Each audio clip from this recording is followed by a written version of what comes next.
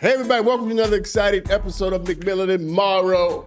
I'm Dr. Sean McMillan. Here's my co-host, Rich Morrow. What's going on? What's going on? And we're here for you people. Thank you for tuning in. Thank you for giving us your time, your attention.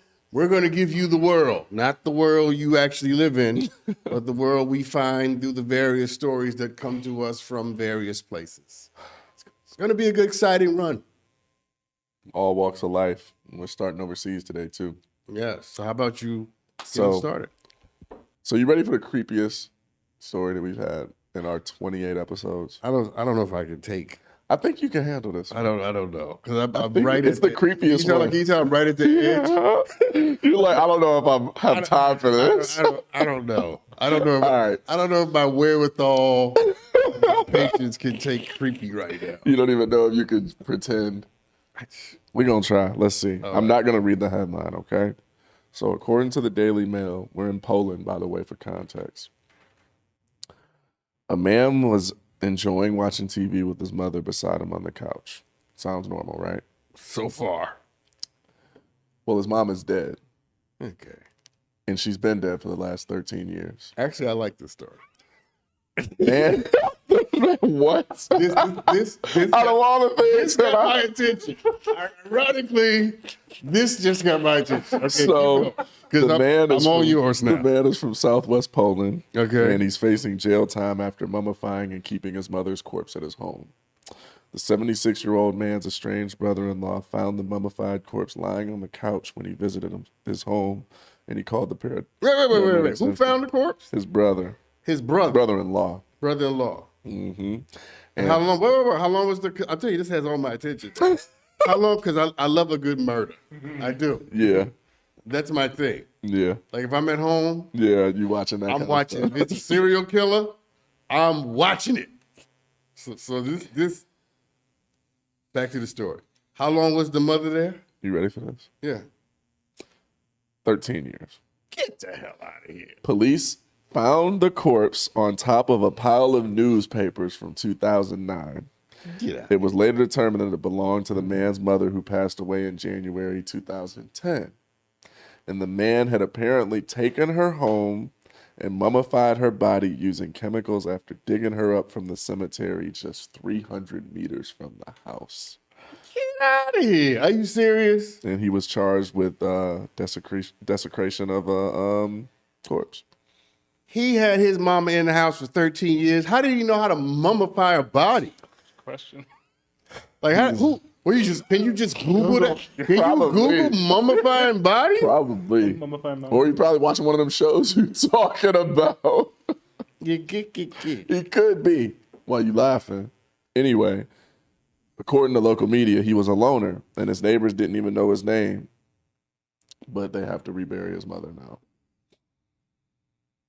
Whew, you definitely can't make that up. That was a good story. Sitting on the couch for 13 years. Now, we'll come back to that because she's dead. Just the whole process. No, imagine being the brother. Oh, walking in and going over the house. I'm going to check on my brother.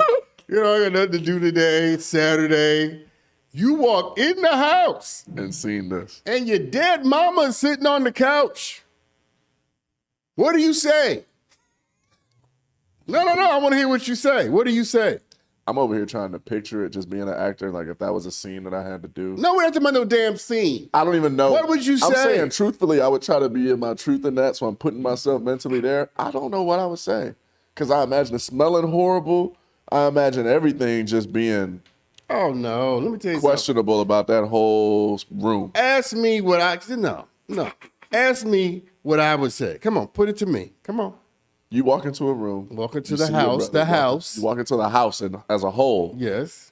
You see your brother-in-law sitting on the couch. Yes. Next to him is your dead mother of 13 years.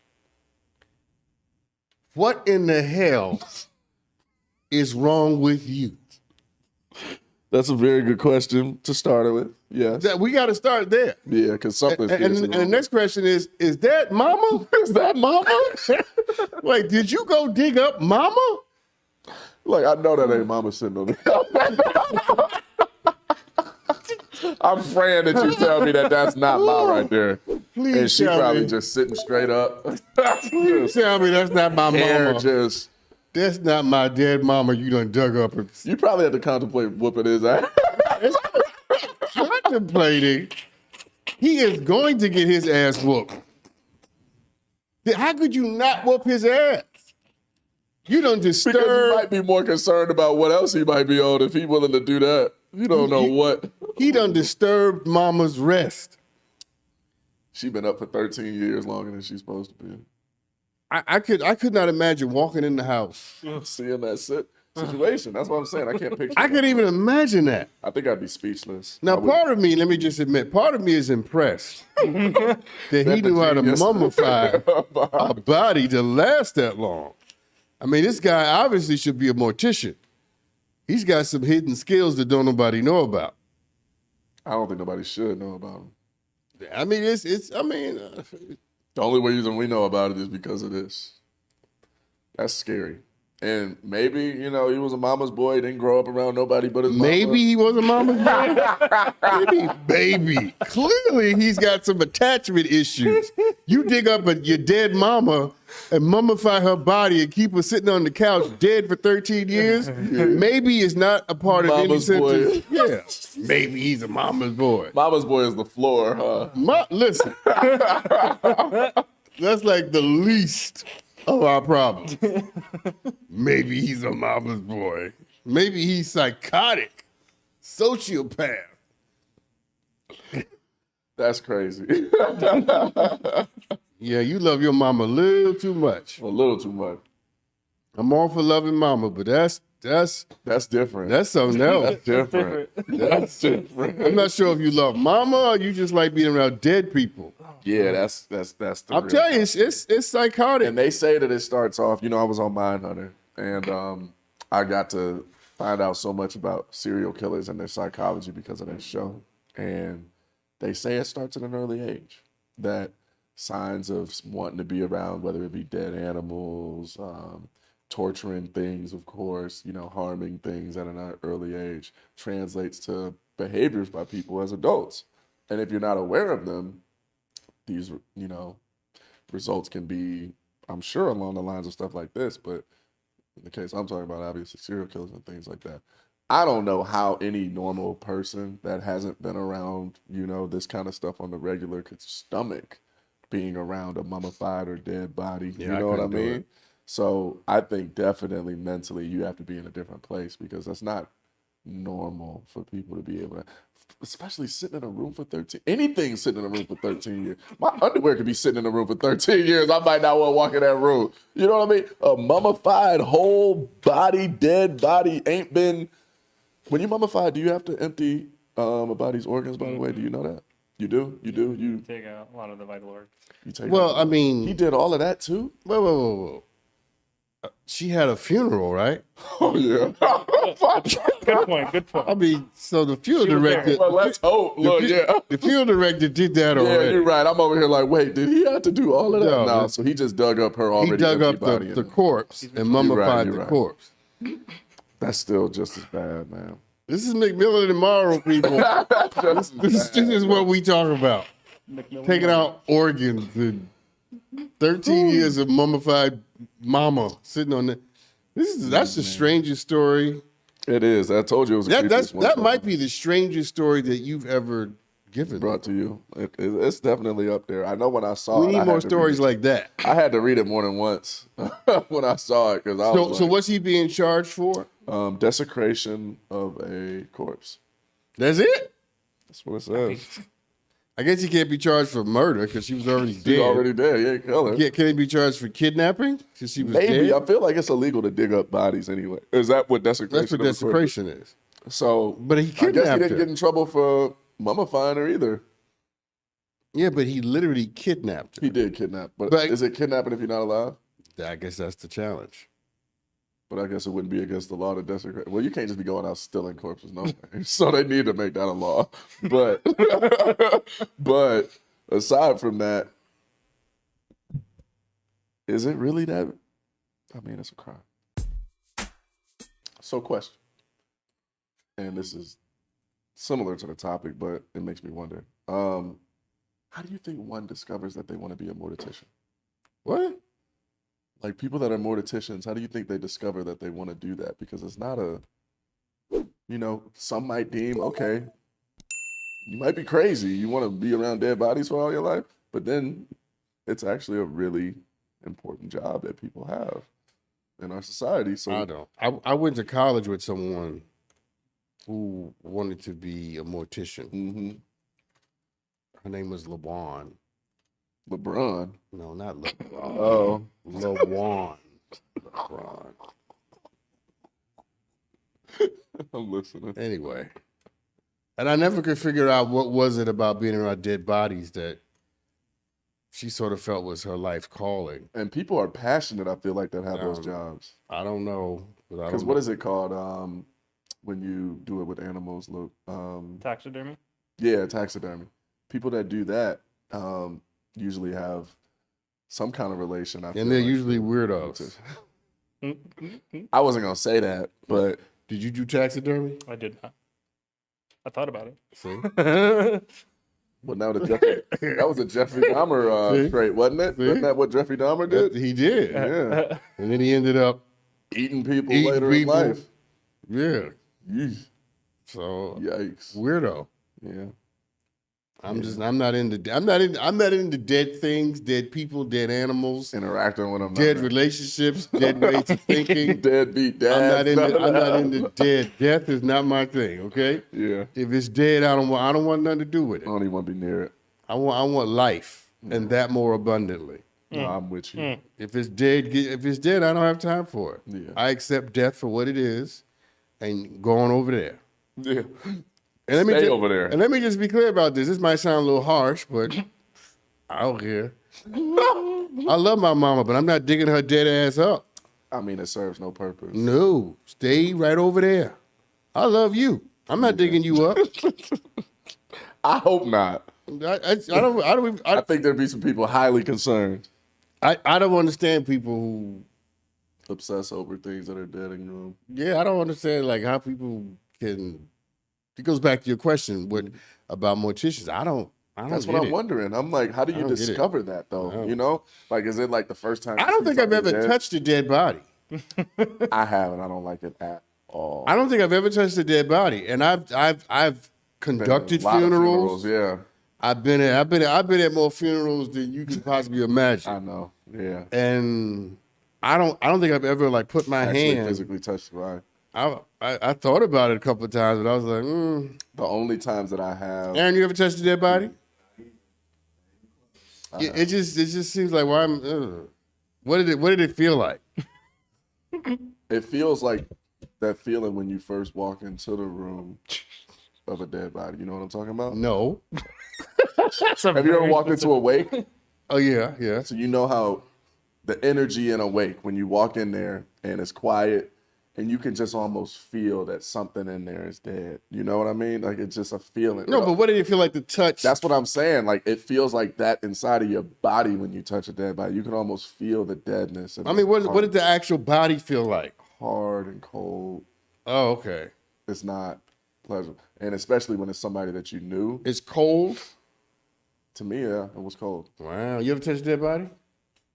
This isn't going to help my creep factor, but I've yes, down to like the bones and stuff like that. But in like India, like in India, where all the weird things happen, we have a nut. Wait, what? Down to the bone. Tell us more. Grab the mic. Grab the mic. You want to hear what the hell you got to say? I was doing a little documentary on like the rivers, and they bury a lot of bodies along the river there, and they cremate a lot of them. But sometimes if you don't have the money for cremation, they just leave the bodies. Like, so there was like skulls and random bodies at random spots, and I was just. You see a human skull, you're interested about it, you definitely want to touch it and do things. So, look. Okay. It was just, Definitely want to touch it. Definitely want to touch it. You see a skull, the first thing you think of is touch it. No, that's not the first thing I think of when I see a skull. The hell? What you think about that, Aaron? This is your colleague. This is your technical colleague right here, touching skulls in a river in India. Man, that's What in the different. world?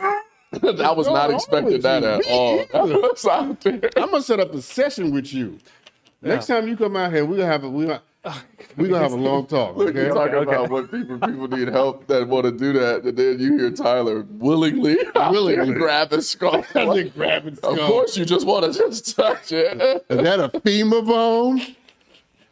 To be fair, I was would- advised not to do that after having done it. They were like, you don't touch other people's bodies. I'm like, no. Yeah. You didn't know. You had to be told that. Don't touch other people's dead You were bodies. thinking to yourself, when else am I going to be able to do this, huh? Well, I didn't realize it was human bones at first. I just thought it was like an animal bone. Then I'm like, It's oh, this bone. is a skull. Yeah. It's not better to touch an animal bone, Tyler. All right. I won't. Like that's better. This is what I'm talking about, people. Yo, what a world we live in. I don't deal with dead nothing. Dead dogs, dead cats, dead people. I don't deal with it. Yeah. I don't have. Yeah, I'm not a fan either. Although I do No. have, like cremated things, but that's not the same. I don't want your ashes. Yeah, I still got my dog. I'm gonna give your ashes to Juice. Like take his ashes. That ain't coming in my house. That's your career. I wind up spilling them. Don't do that. No, and I'm fine with people like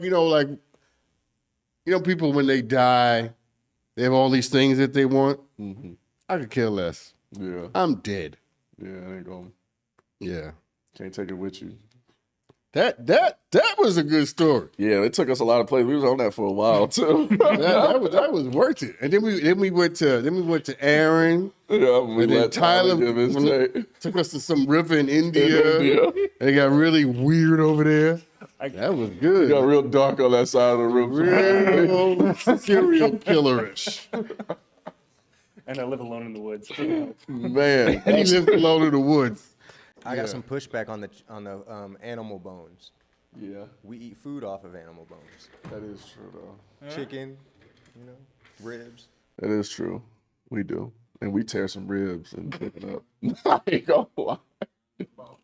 Okay, first of all, let me correct your muddled thinking. Look, hey, I know Haitians that eat the bone. No, I got to deal with this. Okay. I got to deal with this. There is a fundamental difference between that which is food, cooked and prepared, and that which is dead and just strewn Wherever. out in the open. Now, technically, of course, Aaron, you are right. But practically, you are not right. You know what I'm saying? I mean, it's totally different. Yeah. Good man. I mean, but it's interesting how you can view food different, which is dead. Yeah. Very different from how you view something that's dead on the side of the Naturally, road. we're all mammals, though, too, and it's not normal for us to want to eat ourselves. Like other animals aren't eating other animals that are them. You know what I mean? No. You get what I'm saying? So it wouldn't be normal for us to, I feel like, enjoy the thought of eating another human. That's not normal. That's cannibalism. Yeah, but we're not talking about eating other humans. He's talking No. about eating chicken and ribs. I know, but I'm saying that's why it's different, I feel like, in comparison, because we can differentiate the two so Between much. animals. Because it's so much different than us. But his point is, death is death. So he like, forget it. No, he's saying that a dead chicken and a dead cow is still still died, and you're still touching death when you eat the chicken bone. True. And my point is, we don't process food the way we process Something that's just, something that's just randomly yeah, dead. it look a lot better when it's cooked on a grill, for sure. Yeah. A lot sexier. All right. But listen, Yeah, we need more death stories. Okay? I'm sorry, people. I know That's what gets them excited. Serial killers and death good. stories. This was good. This next story takes place in Florida again, and man, Does it involve death? no, it doesn't. It involves sex. Okay. So, Two favorite a man who was in an open relationship with his girlfriend invited a third woman over to have sex with him. During the encounter, the girlfriend claimed that the other woman became very disrespectful toward the couple, mocking their genital size and color. So it sounds like a jab at both of them. I'm guessing she was on the, or not color, odor. Sorry, odor, not color. I was like, color. Imagine he just got a white ding-a-ling. Yeah, I'm like, what color was his penis? What color was her cooch? Odor correction. Okay. So, they Come in different colors? They do, apparently. But go ahead. The couple asked the woman to leave the house, but she retreated to the couch and refused to move, right? So the girlfriend then grabbed the woman by the hair and threw her against the wall. Couple threw her outside. And the third woman has a totally different claim of the situation and says that she got into her car, reversed towards the door of the home where the couple was standing, and struck the girlfriend on the leg, and that the boyfriend then picked up a cinder block and threw it through the back window of the car. That's what he told police. And, he got charged with a felony for throwing a deadly missile, and the girlfriend was charged with battery for beating this girl up. But this all resulted from them having a threesome and this girl criticizing them on the odor and size of their genitals. Sensitive subject, especially I'm sure in the heat of the moment. But it sounds like it turned into pure chaos. Yeah, I mean, I was hoping you were going to give me a question. I don't even have the question is, who are these people? I mean, if your stuff stinks, that's something you might want to know, right? Hey, remember I said on the other episode, God forbid, you should always want to take care of that to make sure if anybody ends up down there in any situation, they never have to go through something that horrible. And you shouldn't have to either. What are you talking about? Just having bad odor and stuff like that down there. We talked about that on another episode. You don't remember? You don't be remembering half of the stuff we talk about. Because you just jump in the middle of a thought. I have ADHD, okay? What? Sometimes I just... And people, when I it's like script writing. You get in late and get out early. When I look confused, I'm genuinely confused. I'm just like, what? Well, I'm just saying, that's like, terrible situation, worst case scenario. I feel like for people in sexual situations, you don't want somebody feeling like that. Well, you should be smelling it yourself before you offer it to other people. You should be aware of that. And people that aren't, I feel like, are damn live. First of all, people that aren't what? Aware of their odor. I think you should definitely be able to be aware of that. Because even if you start to say you working out or something, some people like odor. Some people like, it's normal to have body odor. Yeah. No, I'm saying some people get turned on by the funk. But come on. In sexual situations, is that something that people really are thriving after? Like, yeah, go run a mile before you. No. Some people are. Yikes. Some people are turned on by whatever but apparently That's this vile. person was not. No, not at all. And the third woman wasn't arrested for the incident, but 2 days later, she got arrested for hitting a man with a glass face filled with gravel and rocks. Well, she's got other problems. All these people is crazy. But she's got other problems. All of them is crazy. She's got anger management problems. She cussing people out because they got small ding-a-ling and the woman's smelling and balls probably smelling. And she's still out here just jacking people up for other stuff too. So she sounded like she was a reckless woman anyway. But it sounded like all of them ended up in jail within the next couple days after this threesome. Is there a moral you have for this? It's not really a moral. I'm just wondering, what do you think about any of it? Because I don't know. Well, sounds like a typical Florida story, low key. Listen, that's what you get for having an open relationship. Do you think that is the only reason that this happened is because they involved Well, somebody? if it wasn't open, the other woman wouldn't have been there. And the woman that he had obviously didn't have a problem with the size or the smell. So yeah, because they were teaming up on the other girl who was saying it, so she probably got defensive. Just be careful what you ask for, You let some people in and you will regret it. Yeah, that's very true. But also, wash. Yeah, I mean, there's wash. I mean, I don't know. Especially if you're inviting people in, you would think that you would want to make the best presentation of yourself. Wash twice. I don't know. But there's people based off of their diets that I know can't help the body odor that they have. Like I grew up with kids in school that I know. They just was Well, thinking. No lie. Doc, there was a kid, he went through elementary, middle school, all the way up to high school. He smelled the exact same since we were in elementary school. And it could not get off of him to the point where you couldn't even sit next to him in class. And I don't know if this was something that ended up getting to the administrator. I know the teachers had to be aware and involved in this at some point, but everybody knew. And I don't know if it was because of his diet. He was, I'm not sure what descent he was, but I'm not going to say his name. I almost said his name. But his name wasn't American. That's what I was going to say.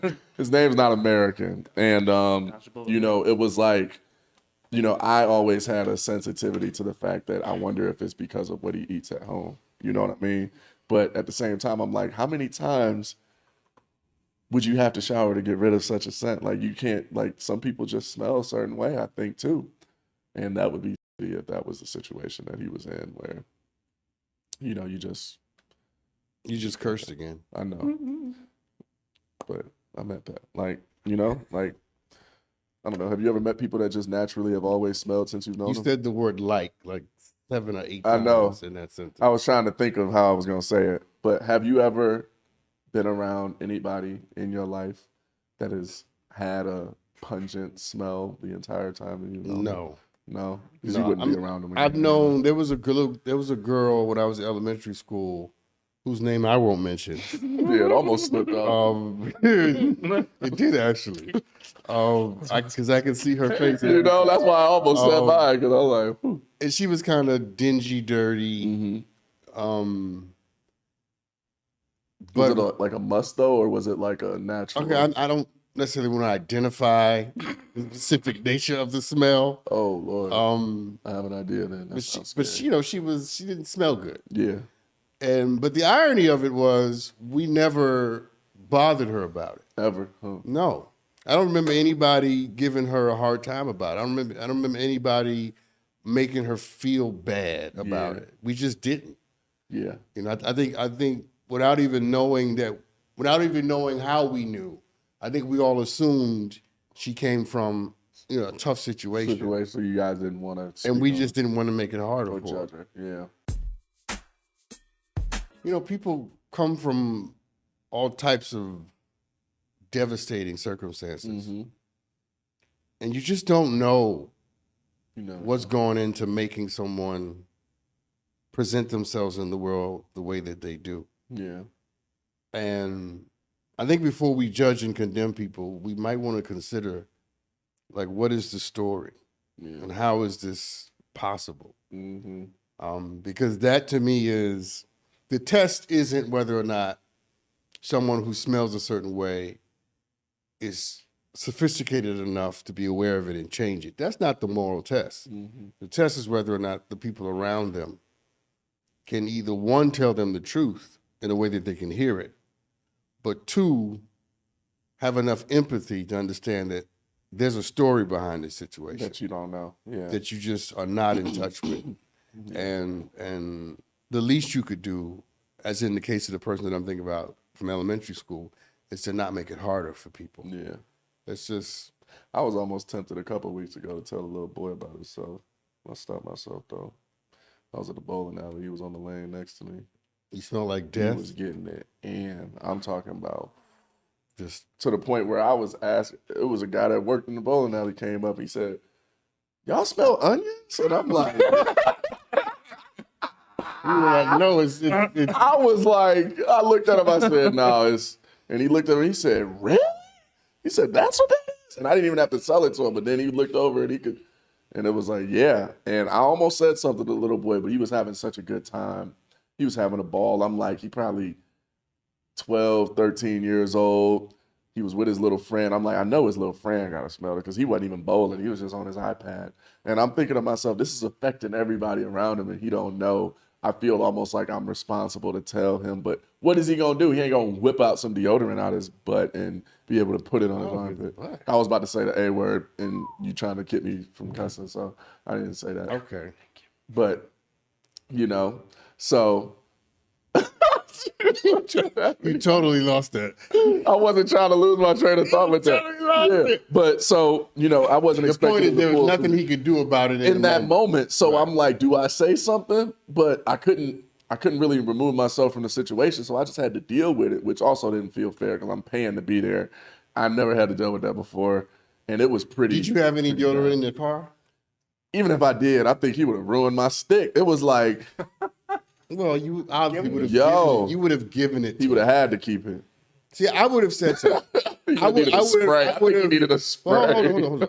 I would have said something to him, At his age. especially at it. That's why I was wondering, though. I felt like I was responsible, but his mom was there, too. His mom ended up showing up. And I saw his mom standing there talking to him. She's asking him if he wants any more water or snacks. I'm like, you done sweat out all this water. You need some deodorant or some antiperspirant. You know what I mean? And I just felt like it would be wrong for me with his mom standing there and around to address him when I feel like that should be hers. You should know your kids stink and shouldn't have him out here like that. That's true. You feel me? So a part of me was kind of conflicted because I'm like, do I overstep what feels like her parenting her child, or do I just let this go? Let me ask some more questions. Was there a store around you? I was in a bowling alley. I don't know. I know, but I guess, but not like walking distance. okay. It was bad, Doc. I'm talking. I would about- have said I would not.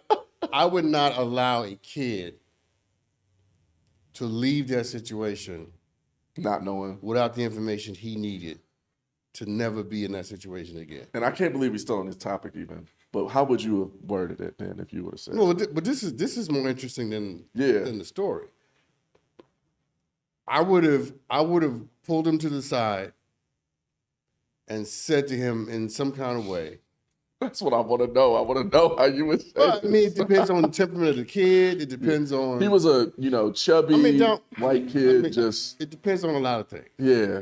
But I would have found a way to say to him, I know how old are you? 12, 13. You're coming into your little maturity, and there's certain things you need to know about what happens. Mm-hmm. One of them is you can't just leave the house. No, Okay? That's over. far over. You can't just leave the house Yeah. He definitely had to. because you smell like a European right now. Y'all know the Europeans don't wear deodorant. Don't act like that. Don't act like that. They over here laughing. If you've ever been to Europe, especially on a flight in Europe, it's the funkiest experience in the world because Europeans don't wear deodorant. Am I right? Yeah, I mean, I'm not gonna say that because They don't wear deodorant. European friends. I can't. You ain't getting me in the dog they house. don't with my wear Europeans. I can't believe you said that. They don't. I got evidence, man. He done tripled down on it. I got experiential evidence. I feel you, but But I would have found a way to say to him, at this stage, you're in a different stage. of life now, yeah. You know, I would have made it about him accepting his manhood, And his young growing up. adulthood. Like, hey, little Okay. bro, you know, you there. So now that you're here, here's what you got to do. You know, Every time you leave the house, you got to make sure that you take care of this and that. I think if Left arm, right arm, every time. If I had known him, I think I would have definitely had to. But because I had never seen this kid, because I had never spoken to him, I felt like that being the first and only conversation we have, I don't know. I couldn't bring myself to say something to the kid because I'm just expecting his mama to say something. Well, his mother should have said something. Yeah, when she came up, she was just standing there strong, and I was like, man, I wonder if she's used to it or what is going on here. Maybe, you know, there's a lot of things that go into Back here. I mean, because you don't know if this is a religious thing, if this is a cultural thing. Aren't there some religions that don't wear deodorant? No? I'm sure some Orthodox religions. Yeah, some Orthodox. I mean, it could be many things. But you're right. The mother, unless there's some sort of cultural religious thing, the mother should have been Gotta say something. she should have been like, Tommy, It's time to go. Tommy. I'm gonna speak in my mother's voice. So I'm Tommy Bolin. Mama would be like, Tommy, did your little ass leave the house without putting deodorant on? Huh? My mother would have been like, "Did you come to this bowling alley around all these white No, folks? she would. Around All all of it like, boy, I know you did not leave it. around all these damn white folks smelling like this?" My mother would have shut me down. The funniest part of the whole thing was the old man that worked there that walked up and he looked at me with a straight face, man, and was like, "Man, you smell onion?" And I'm like, damn, that's how I know it's bad. This little That's Tommy. how I know it's bad. And I saw him afterwards and I had to tell him, he got the gist of what I was telling him in the moment, but when I saw him afterwards, he was like, my goodness. He goes, "I haven't smelled that in so long. I didn't know what it was. I thought somebody really had some onion." Little Tommy. That's a tough one. I pray to But God. okay, now that I know Tommy wasn't black, I would have said nothing. If Tommy was a black kid, I'm gonna say something. But a white kid, nah. You feel like it's outside of your cultural boundary. Aaron, you ever left the house and about in the middle of the day you went, Jesus? Like I forgot to put deodorant on. Yeah. That's happened to me. happens. That's happened to I me got a before. story. I went to school, and before school we played, the basketball team practice before. I forgot to bring deodorant, and I had to ask a girl to wear girl deodorant, and I would have rather went without deodorant than wear girl deodorant ever again. Why? It works. It was just so pungent, and I just couldn't breathe. I just couldn't breathe. It was a very It was too simple one. pungent. Aaron, let me tell you something to your face. Better than that. Better than Everybody was probably more excited about the fact that you had to order it on yeah. than for you just to be Than the funky smell. for the rest of the day. But I've done that too because I played basketball in high school, and I forgot to bring whatever, and I was like, Is that me? I can't even lift my arm. You know what I've done in this situation when it's happened is I've gone to the bathroom wherever I'm at and I get the soap from whatever dispensary they got and I'll put that right under there and hold me over until I get to some deodorant. I ain't putting no water on it. I need the smell as strong and not no type of diluted. And that was the only way that I've, found a quick solution in those situations. I wanted to tell that little boy, you need to go wash up in the bathroom because it wasn't just his armpits at that point. Everything smelled like it was like you could almost see it coming off of him. It was so bad. Yeah, no. Leave little Like a cartoon. Leave the little white kids alone. You let his mama do that. And she didn't correct him, and that frustrated me because we had to sit there and nap for like an hour and a half. But All right. this next story, man, it's about dad jokes. Oh, God. Yeah, so We go According from to Fox two 5. halfway decent stories. it's New York, okay? this.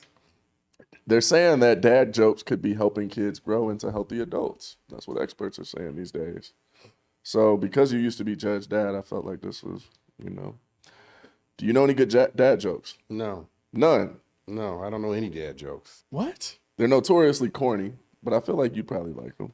Then again, corny might Trying to piss say you I'm off. corny? No, I just feel like you'd get Watch a it, tickle out. watch it, Rich. I'm not saying that because some of them are wise in nature. That's why. They're Yeah. corny, but they're wise in nature. Like, I don't know any dad jokes. well, whatever. I'm going to give you a couple of them, see if you can get them. What does a baby computer call his father? But Data. Like data. Don't like that one. After an unsuccessful harvest, why did the farmer decide to try a career in music? why? Because he had a ton of sick beats.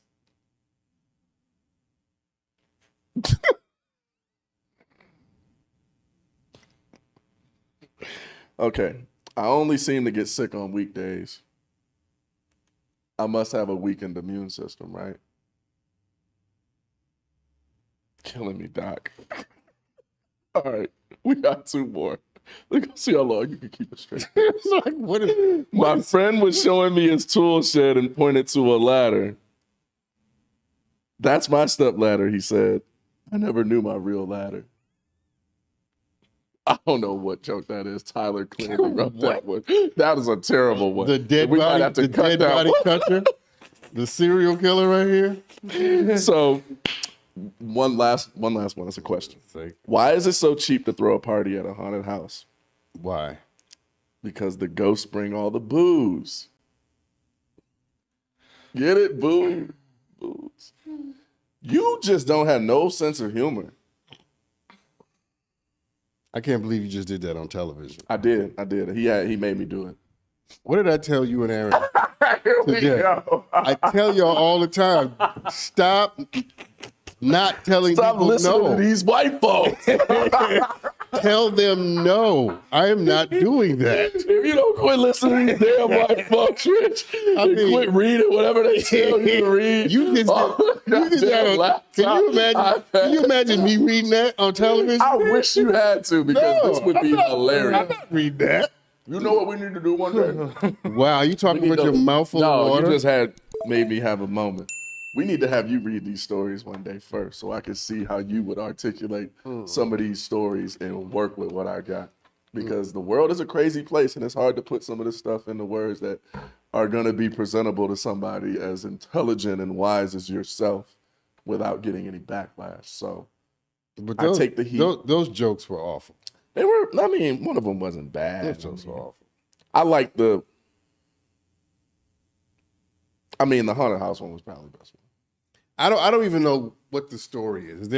Oh, well, the story's about how dad jokes could be helping kids become healthier adults, where they actually have a sense of humor.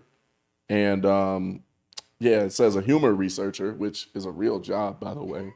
A humor researcher and lab manager in the UK published an article that found embarrassing your kids a little can help them grow into healthy adults. Well, I embarrass my sons all the time. Intentionally. I mean, Is that something that parents do? Because I feel like my mama used to do that. well, I call my sons Pumpkin. I do. I call both of them Pumpkin. And I'll do it in front of like anybody. Is it to teach them how to deal with awkward moments in public? I'm glad you asked. No. No, actually, the reason I do it is actually a very substantive reason. What is it? So when you have kids, as one day I assume you will,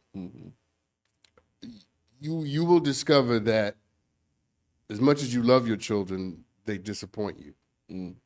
As much as you embrace your children, they hurt you because they're human like everybody else. True. And I decided when my sons were very young that I would have a way always to remind me that my relationship with them was unlike anything else on the planet. That I could never talk to them or treat them the way I treat other people or anybody else. They had a very unique place in my heart. I love that. And so Pumpkin immediately reminds me, I don't care what they do. I don't care what they don't do. They steal your pumpkin. They are special. And you have to treat them, talk to them, deal with them at the level of their specialness. And so I encode it in the language. The language immediately reminds me, they'll do something and they've done a lot. Yeah. And I go, okay, Pumpkin. That's your way of just you still digesting it. You still my pumpkin. Yeah. You know what I'm saying? And I think that's important. I think it's important that we have built into the language of our relationships. For example, there was a couple I used to counsel, and they were married and they had a child, and the child lived for a while, and they bought the child this teddy bear, and then the child died. And they were getting into it, arguing. So I said to the couple, where's the teddy bear? You still have the teddy bear? And they said, yes. I said, here's what I want you to do. Whenever the two of you are arguing and it's getting to be too much and you're crossing the line, go get the teddy bear. And it will immediately remind the other person, stop. Yeah. It's going too far. And it saved their marriage. Wow. Because sometimes you need something that reminds you, I can't do this to this person. I can't treat them this way. Now, I can treat other people however I treat them, but not them. And I could piggyback off of that and say, we need to do that for ourselves just as much. A lot of people don't give themselves that grace either of, I'm not going to speak to myself this way. I'm not going to allow myself to be this way. I'm not going to treat myself the same way that I treat other people. You know what I mean? And yeah, hearing that special bond between a parent and child, I can understand from a different perspective of being a son myself, some of the things that my mom did in the name of that same love. Yeah. And why she does it the way that she does. She calls me her sunshine. She literally, that's her version of pumpkin, but she spells it S-O-N.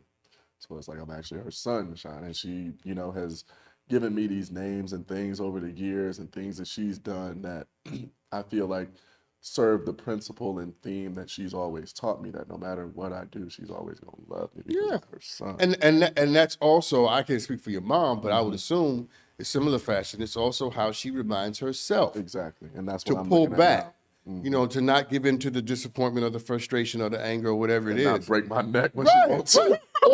or to not say no. Yeah. Because your mom's a human being, and I know in my case sometimes you're going to be like no, and then you got to be reminded of the fact This is my responsibility. no, because responsibility puts the onus on her. Yeah. No, this is my choice. I choose. I choose to say yes. I don't have to.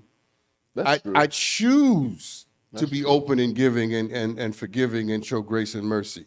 And I just think more relationships need reminders. They need markers that remind them of the significance of the other person. Yeah, we spoke about this in another episode about reminding ourselves of why we met somebody, why it's so important to go to the root, because then you'll remind yourself of why this person was even in your life and important to you in the first place whenever it does go left.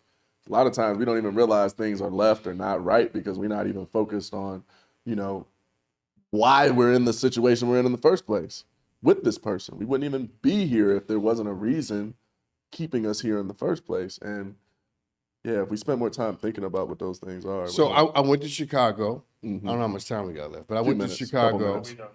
We're done? Yeah. When you can.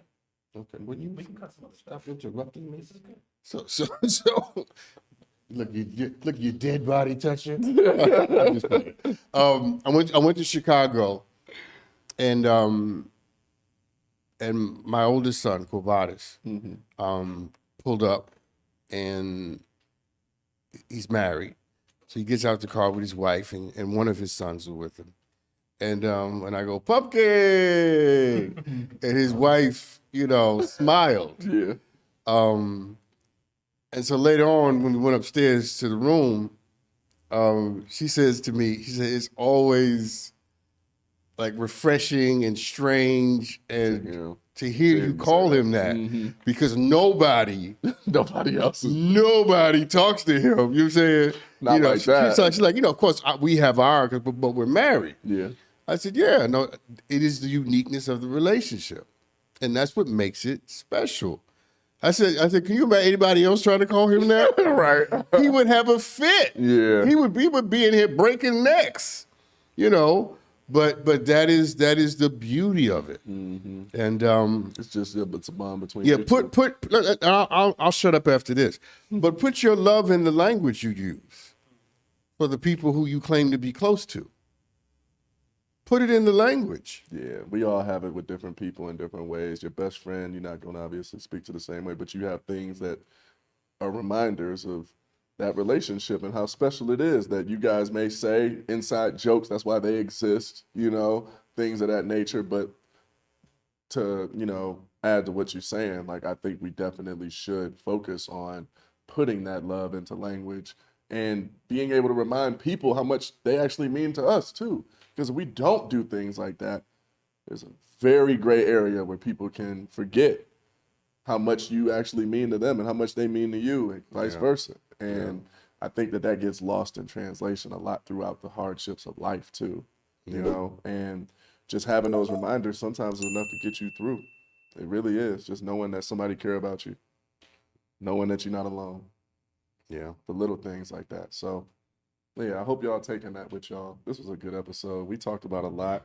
We got real off topic today, but I feel like we reeled it back in and we got some real strong points for our people to take. So we appreciate y'all, as always, for sticking with us through this.